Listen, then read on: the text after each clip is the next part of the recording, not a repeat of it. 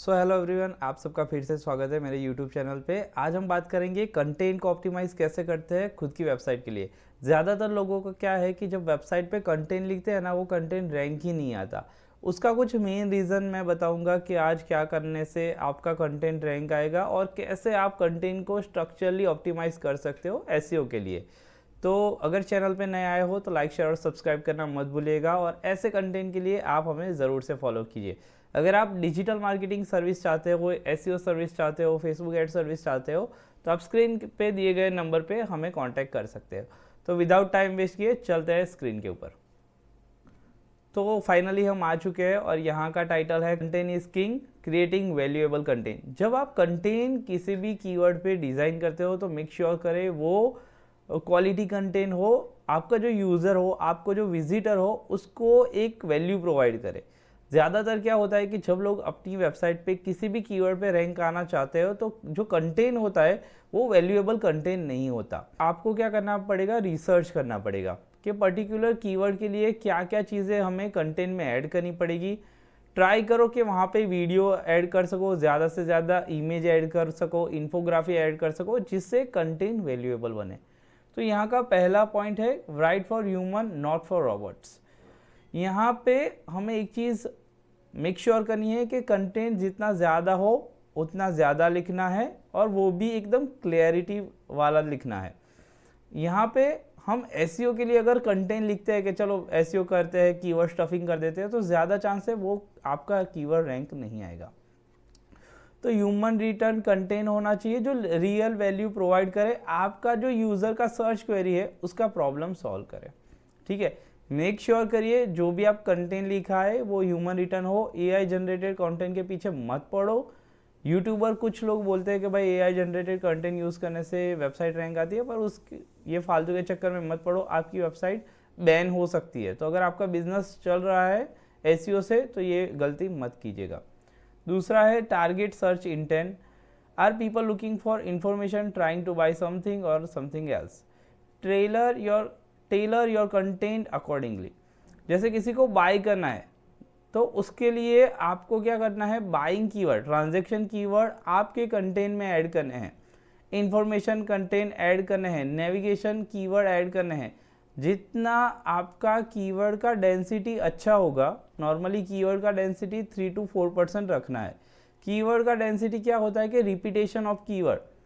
अगर कोई बंदा रिपीटेशन कीवर्ड, जैसे मैंने कोई कंटेंट लिखा अपनी वेबसाइट के लिए, जैसे डिजिटल मार्केटिंग एजेंसी इन आनंद करके या digital marketing agency in India करके, अभी सेम कीवर्ड में कंटेंट में अपने पैराग्राफ में रिपीट करता रहूँगा तो वो क्या एक स्कैम लगेगा। तो गूगल चाहता है कि कम से कम अच्छे से आप अपने कीवर्ड को स्टफ करें और अच्छे से आपका कीवर्ड वहाँ पे होना चाहिए।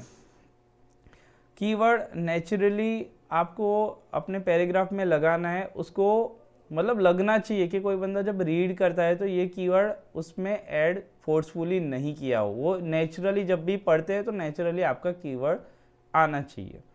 Structure your content with headings and bullet point. देखो, जितना हेडिंग्स और बुलेट पॉइंट से आप सेपरेट करोगे अपने पैराग्राफ को, आपके कंटेंट को, इतना ही ज़्यादा है वो आई कैचिंग लगे और जिससे आपका जो ऑडियंस हो उसका अटेंशन ग्रैब हो। ज़्यादातर क्वेश्चन मुझे ये मिला है एसईओ में कि लोग बोलते हैं मेरा बाउंस रेट वेबसाइट का ज़्यादा है। बाउंस रेट क्या होता है कि जब वेबसाइट पे कोई भी बंदा विजिट करता है, आपके कंटेंट को देखता है और तुरंत बैक करके निकल जाता है।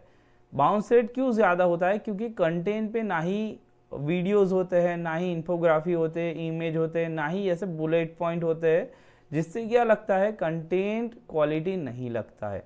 तो ट्राई करें अपने कंटेंट को बुलेट पॉइंट और ये सब देकर प्रॉपरली सेटअप करें। फिर हम दूसरे पॉइंट पे चलते हैं। यहाँ पे है ऑप्टिमाइज, ऑन पेज ऑप्टिमाइज। देखो, ऑन पेज करना बहुत ही इंपॉर्टेंट है। जब कंटेंट लिखकर कंटेंट राइटर रेडी करता है, रिसर्च टीम रेडी करती है, उसके बाद आता है ऑप्टिमाइजेशन। हम क्या करते हैं, एक ऑन पेज वाला बंदा होता है जो टाइटल और मेटा डिस्क्रिप्शन अपने कीवर्ड के हिसाब से ऑप्टिमाइज करता है। कीवर्ड हमेशा मेक श्योर करो कि टाइटल में आना चाहिए जिस कीवर्ड पे आपको रैंक लाना है, और वो भी डिस्क्रिप्शन में भी आना चाहिए जो मेटा डिस्क्रिप्शन कहता है। और मेक श्योर कीजिए ये चीज़ काफ़ी लोगों को नहीं पता, जब आप टाइटल लिखते हो, मेटा डिस्क्रिप्शन लिखते हो, तो स्टार्टिंग में ही आपका मेन कीवर्ड लगाए। जब मैं अभी यूट्यूब वीडियो बना रहा हूँ, तो मैं भी क्या करूँगा, अपना जो मेन कीवर्ड है जिसके लिए मैं यूट्यूब वीडियो बना रहा हूँ, उसको मैं स्टार्टिंग में ऐड करूँगा।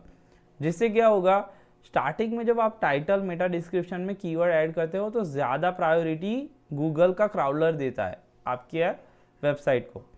उसके बाद आता है हेडिंग्स, H1, H2, H3, ये सब हमें प्रॉपरली स्ट्रक्चर करना पड़ता है, जिससे कंटेंट की क्वालिटी इंप्रूव हो। समझो आपने पूरा कंटेंट बनाया, H1, H2, H3 ये सब नहीं मेंटेन किया, तो ज़्यादा चांस है आपका कंटेंट रैंक नहीं होगा। तो ये भी हमें मेंटेन करना पड़ता है, क्योंकि जब गूगल का क्राउलर क्राउल करता है, तो पहले वो H1 देखता है, उसके बाद H2 देखता है, फिर H3 देखने के बाद वो आपका कंटेंट समझता है। तो ये मेक श्योर कीजिए। इमेज में अल्टर टेक्स्ट होना चाहिए। यहाँ पे लिखा है इमेज को ऑप्टिमाइज़ करना है, वहाँ पे उस अल्टर टेक्स्ट डालना है। जब भी आप इमेज आपकी वेबसाइट पे डालते हो, पर्टिकुलर किसी कीवर्ड पे रैंक कराते हो, तो वहाँ पे क्या करो, आपको अल्टर टेक्स्ट डालना ज़रूरी है। अल्टर टेक्स्ट कैसे डालते हैं ये नहीं पता, तो मेरी चैनल पे एक वीडियो है जहाँ पर आप जाके देख सकते हो। इंटरनल लिंकिंग करना है। काफ़ी सारी वेबसाइटों पे इंटरनल लिंकिंग नहीं होता। इंटरनल लिंकिंग क्या होता है कि जब आप ऑथोरिटी वाले आर्टिकल लिखते हो, जैसे मैंने यहाँ पे एक आर्टिकल लिखा, जैसे डिजिटल मार्केटिंग एजेंसी वाला, ठीक है। अभी उसमें क्या होता है कि मैंने एसईओ का आर्टिकल लिखा, मैंने सोशल मीडिया मार्केटिंग का आर्टिकल लिखा, मैंने ईमेल मार्केटिंग का आर्टिकल लिखा, तो ये सारे आर्टिकल मुझे लिंक करने होते हैं एक पेज पे। क्यों लिंक करने होते हैं कि सपोज कोई भी बंदा एसईओ के लिए आया, ठीक है, उसने पूरा आर्टिकल देखा, तो देखने के बाद अगर वो क्लिक करता है, वहाँ पे कोई इंटरनल लिंकिंग होगी डिजिटल मार्केटिंग के लिए, उसको पढ़ना है, तो वो सीधा क्लिक करके डिजिटल मार्केटिंग के पेज पे जाएगा। तो जब ऐसे आप इंटरनल लिंकिंग करते हो अपने सारे पेजेस को, तब ज़्यादा चांस है कि आपकी ऑथोरिटी हायर हो। तो ये लिंक जूस कहते हैं इसको। लिंक जूस में क्या होता है कि ऑथोरिटी वाले पेज बनाते हैं और वहाँ पे सेम निश के कंटेंट पब्लिश करके एक साथ लिंक करते हैं। तो ये करना बहुत ही ज़रूरी है, जिससे क्या होगा, आपके मेन पेज को ऑथोरिटी हाई मिलेगी। फिर लास्ट में आता है technical SEO unsung hero. Website का स्पीड बहुत इंपॉर्टेंट है। जब आपकी वेबसाइट कोई बंदा क्लिक करके ओपन करता है, तो 2 से 3 सेकंड में ओपन होनी चाहिए। 2 से 3 सेकंड में ओपन नहीं होती, ज़्यादा लोडिंग टाइम लेता है ओपनिंग में, तो ज़्यादा चांस है आपके जो विजिटर होंगे वो किसी और की वेबसाइट पे चले जाएंगे। जैसे कोई कीवर्ड है, जैसे डिजिटल मार्केटिंग वाला कोई कीवर्ड है, डिजिटल मार्केटिंग इन इंडिया, ठीक है। अगर किसी बंदे ने क्लिक किया, अगर मैं फर्स्ट पेज पे आ गया, किसी बंदे ने क्लिक किया, टॉप में अगर मैं आ गया, ठीक है, उसने क्लिक किया और देखा कि वेबसाइट ओपन नहीं हो रही, वो बैक करके आपके कॉम्पिटिटर की वेबसाइट पे चला जाएगा क्लिक करके, और आपके कॉम्पिटिटर की वेबसाइट जल्दी ओपन हो गई, तो मेक श्योर कीजिए उसकी वेबसाइट पहले रैंक आएगी, आपकी थोड़े टाइम में रैंकिंग डाउन हो जाएगी। मोबाइल फ्रेंडली होना चाहिए। कभी कभी क्या होता है कि एलिमेंट्स जो होते हैं, जब आप वेबसाइट ओपन करते हो, तो एलिमेंट्स अच्छे से क्लिक नहीं हो पा रहे, ठीक है। वेबसाइट का जो वाइड एरिया है, वो एरिया के हिसाब से आपके एलिमेंट्स नहीं होते। तो ये सारा इश्यू मैंने काफ़ी सारी वेबसाइटों पे देखा है। आप मोबाइल फ्रेंडली वेबसाइट का टेस्ट कर सकते हो, बहुत सारे टेस्टर ऑनलाइन है, जिससे आप ये सारा चेक कर सकते हो। डेटा मार्कअप होता है।